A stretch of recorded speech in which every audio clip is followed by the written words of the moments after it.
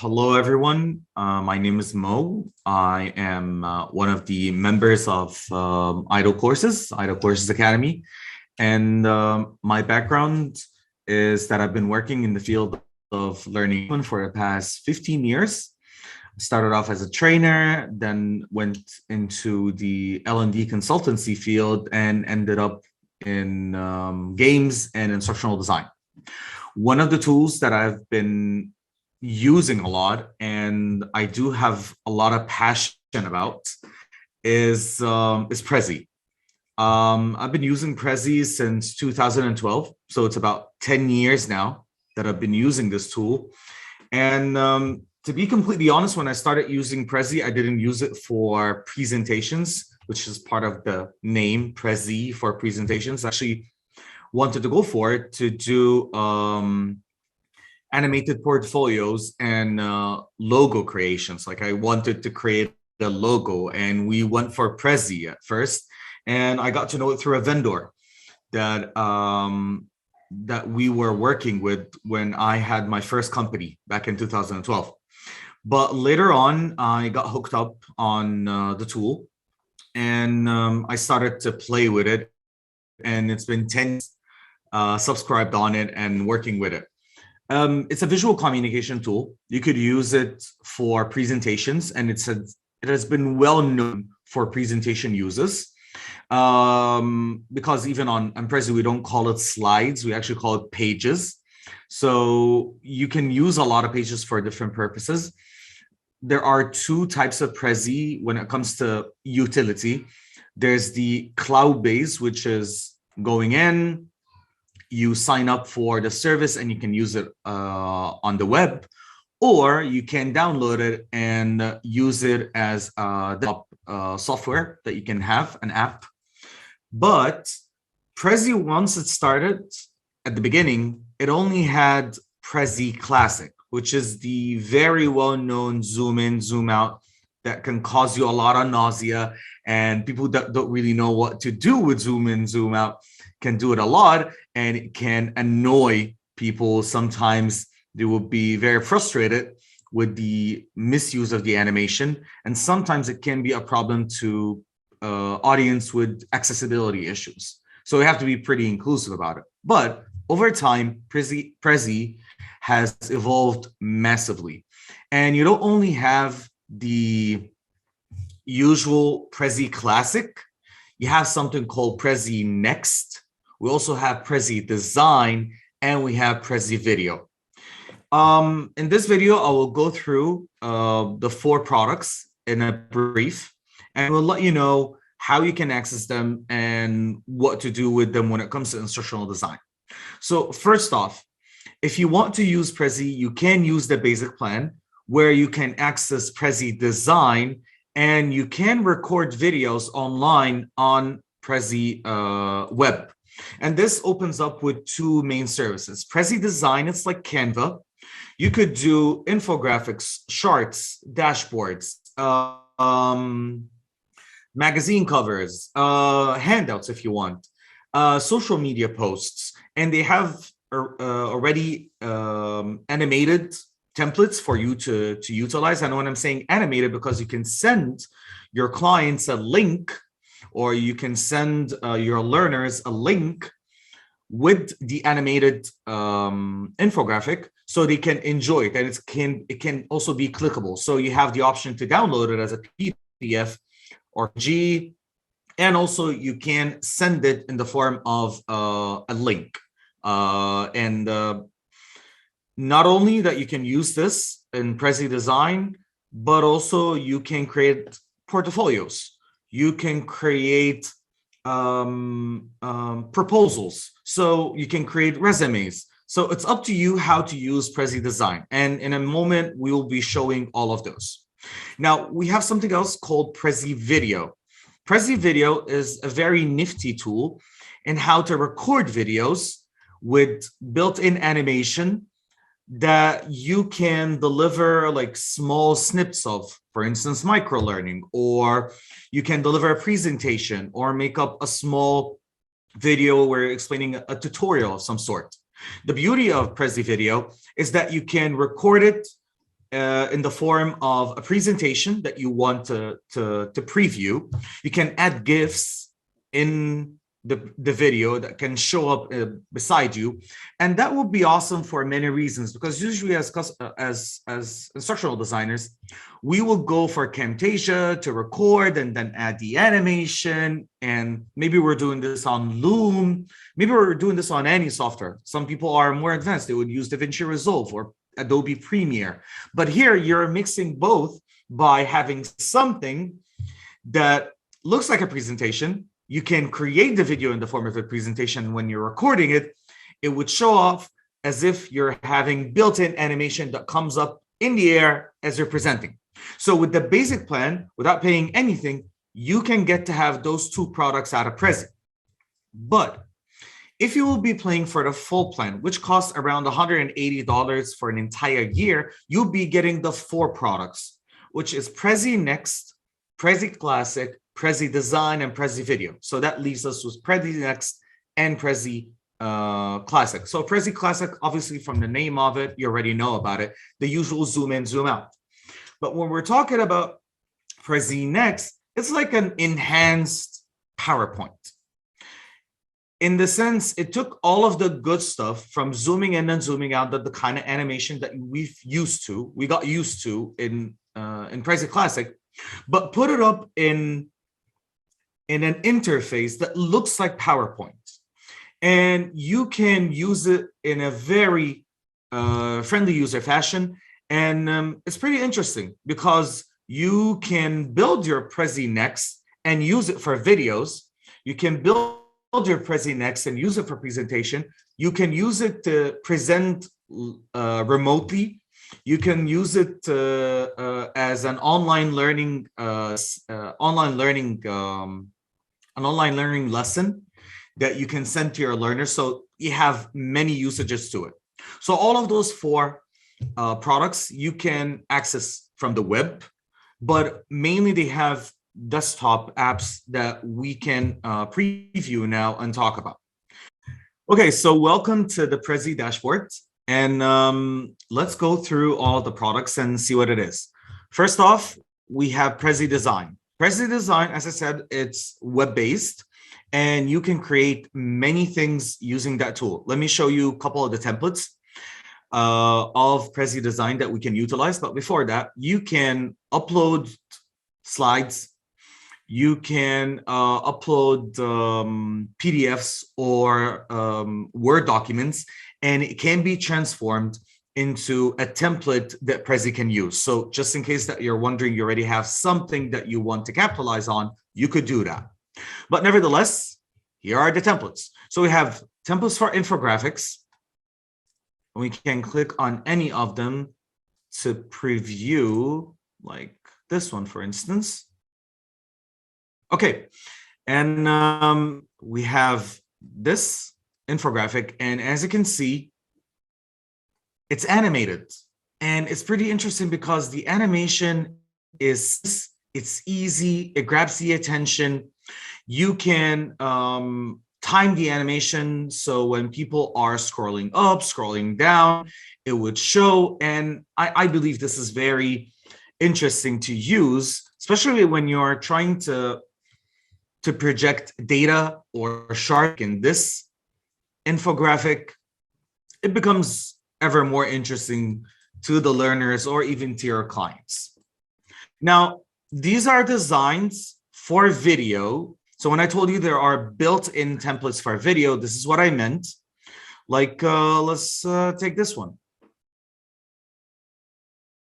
So these are designs for video. You can choose the design, and then you can edit in it, and that will be a template that will be on the right hand side of your face or right beside you to show off all of the data, all of the knowledge that you want to present in the video itself. So this is project title and then lorem ipsum of the subtitle. And you can obviously, all of those pictures you can replace and edit. We have a different one. Let's see. Here's a lesson plan. And I just love how, okay. Also, we have slides. So if you want to use this for presentations, for instance, I've used this before. Use this actually for a couple of clients of mine because it's minimal, it's clean, very simple, very easy, and all are editable. So those are slides. We have reports as well, and resumes. Same case, animated, simple. And then we have dashboards. We also have animated charts that you can use, maps, posters, social media posts if you're going to be using this from a digital marketing perspective, or even for your own personal brand as an instructional designer, email headers. And to be completely honest, I even use some of those email headers to make learning handout headers. So also we have YouTube thumbnails that you can use for your videos if you're into video making, virtual backgrounds if you're going to be using this as a background for your Zoom, if you're going to be using this with OBS Studio, all of that can be possible with that tool. So Prezi Design, as a matter of fact, is not like Canva. It is like Canva with the animation, and it has a huge understanding of their users. Not that I'm dissing Canva in any way. I love Canva. I have the account. I'm using it, but I still have a lot of love to Prezi. So let's go into Prezi Present. Prezi Present are Prezi Next and Prezi Classic. And those are the presentations that you would build. So this is how the interface looks like from a web-based perspective. But to be completely honest, since I've been using it for a really long time, I am more comfortable using the desktop interface. So here are most of my presentations listed here.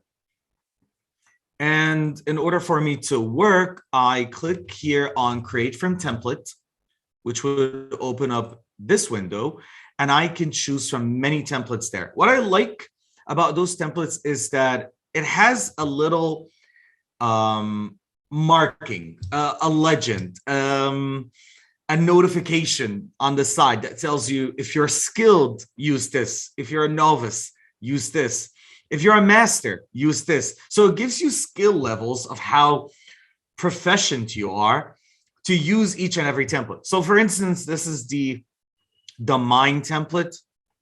This needs a master because it has a lot of zoom in and zoom out, and it needs someone that knows much about user experience, not mess it up. And this is obviously more into a Prezi Classic kind of format because it's pretty old school. But let's say that I want to see some of the modern stuff. We click on the category section. And let's say I want something that is related more to sales and business development. So let's go into this. This looks modern. It doesn't need a lot of experience to use it.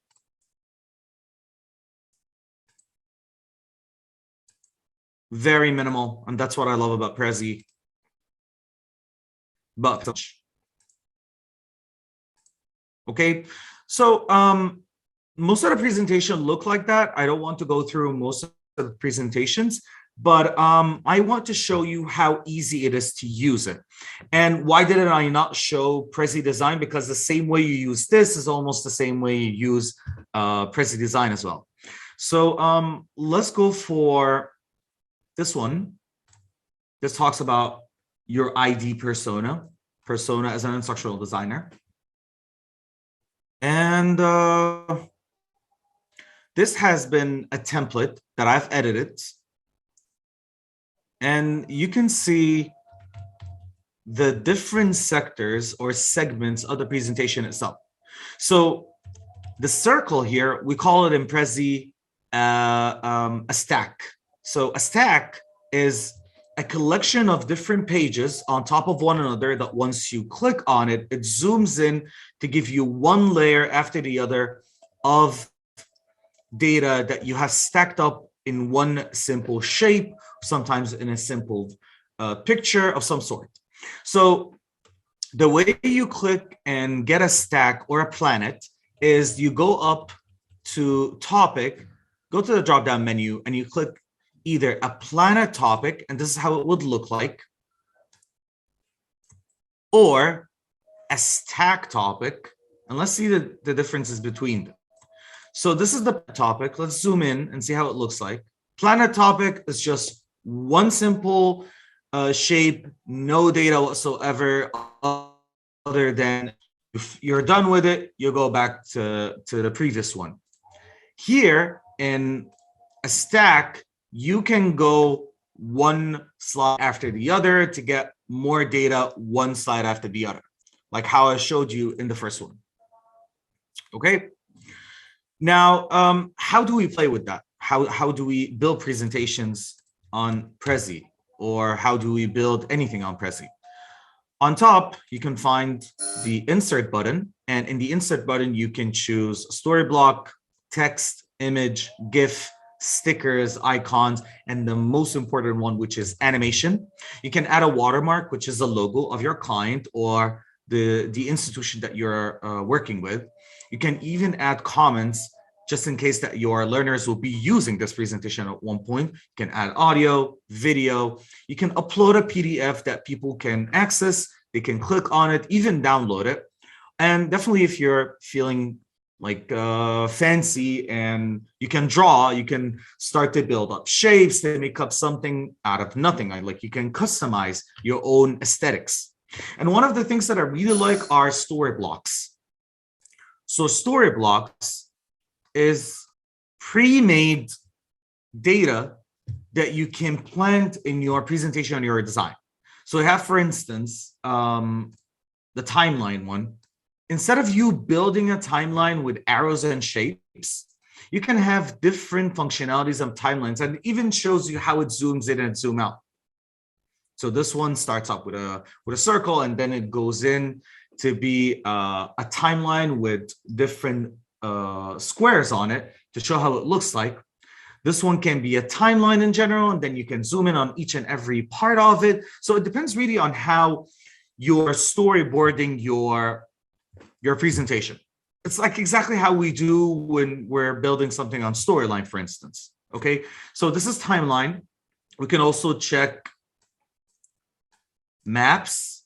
We can have something that is related usually for education and is pre-made, even has like its own illustrations and pictures that you can personalize yourself. Also, we have mock-ups that we can access as well. And we have mock-ups that we can access as well. So those are mock-ups from devices to Facebook posts, phone chat. You can create a lot. As a matter of fact, I do have a couple of presentations where I've used those mock-ups to showcase tutorials for a client of mine, and it was pretty easy. Think also that this presentation, I am actually not using it when I used to present it to be a regular presentation. This is a presentation that I've used with Prezi Video. And let me show you how we can use this with Prezi Video, which is the last product that we have in Prezi. So the last software I want to show you is Prezi Video. And this is my other camera. And what I would do is that once I open the software, this is what shows to me. On the drop-down menu, I can put up slides here in Prezi Video that I can build on my own. I can choose a template of the colors, like a faded color with some opacity to it, a rainbow under it. Usually I like to use this one or the easy template. Here's the camera list. I can mirror my video, so it would appeal to how the data would be on which side of me. Also, I can refresh my camera list to choose which camera that I'm going to be used for presentation. Same goes for microphone. And here is the viewing options. So I'll talk about the viewing options just in a moment. But let's go back to how is Prezi Next related to Prezi Video. So I'm going to go to import, choose Prezi, and let's go for the presentation that I was just showing, which is your ID persona. I'm going to import it, and some magic will happen. Voila. Now we have the presentation and me all in one screen, and I can do two things. I can either click on record and record this as a video where I'll be explaining different things about competency. I can control this with the arrows on my keyboard. If you're feeling also like you're very much of a pro and you're like in a conference or something and you want to use something like this, or maybe in a class, you can always use your presenter to swipe between all of them. If you're okay with the keyboard, you could use the keyboard. And I could record this. 3, 2, 1. I do the recording, finish it. Then once I'm done recording, I can do some trimming to it, check the audio, even remove the audio and then put up another audio on it. Then I save and I can share, so I can make this public and send it to anyone, or I can download this and use it the way I want. Same functionality here can happen in Prezi Video on the web, but to be completely honest, I do prefer the desktop app. And this is how it looks like, that you can do the quick recording. I've done a small recording before I started this just to show you how it is. So here you can download the video, you can copy a link and give it to your people. You can write a presentation to it. You can share it on Google Classroom as your LMS of choice. But the last thing that I do love is how we can use this, done recording, how we can use this for something other than recording. We can use this for presentations. We can use this to present to an audience of ours, okay?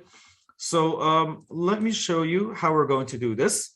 If you can see, you can present this in a video call, meaning that you can use WebEx, Zoom meeting, Microsoft Teams, Google Meet, GoToMeeting as tools where you can use Prezi Video as a virtual camera on any of those platforms. In fact, when I open up my Zoom, I can choose between my 3 different cameras that I have here, but there's actually a 4th camera, which is Prezi Virtual Camera. Prezi Virtual Camera is basically the image of one of your cameras and added to it a layer of Prezi. But I've only listed like a handful of apps that you can use. As a matter of fact, I've used it with Facebook, I've used it with LinkedIn, I've used it with anything because it acts as a virtual camera. So any software would see it as a camera. So you can use it basically with anything. One of the really good ideas is that you could do this, show it on OBS, do some animation and simple in and out with OBS, different screens in it, and then you can make one wicked video that people would think that you've done on Adobe Premiere with the help of Camtasia or so. I do love shortcuts, and Prezi to me is a really good shortcut to many things. I could do designs, I can do presentations, I can do posts, I can do manuals, I can do handouts, I could do outlines, and the list just goes on. The point of the matter is there's a cost to this. The cost, which might not appeal to anyone, is that it costs $180 a year. If this is your bread and butter, you could capitalize on it. And I know that we're already paying for like Storyline, we're already paying for Camtasia, for Beyond, and the list just goes on. So if this is something that you can consider as an investment, then go for it. If not, then only use the basic plan and you can start building your work on Prezi Design. If you got more into it, maybe you could pay for it. One of the downfalls sometimes is that each and every asset that you're working on has to be synced online. True that you could work offline, but it's the best possible thing to keep some of your work on the cloud and others on the desktop. So that can be sometimes more of a downfall. True that you can use GIFs, but you can only use GIFs when it comes to Prezi video, but you cannot use this in Prezi presentations, which is Prezi Next on the pages. And yeah, it can be a downfall. You can use GIFs. You can use a huge library of templates and data on Prezi Design, but sometimes when your design is of extreme quality and high resolution, you would need to downgrade it a bit to be able to fit on Prezi Design, especially that you're working on something on the web and it can get glitchy and it can keep on refreshing more than once. So you need to make sure that you're doing this. I don't even know why I'm still using the Prezi video, but maybe it's because I got used to looking at Prezi video. Maybe you would need to keep most of your work pretty much packed so it can fit on the web service.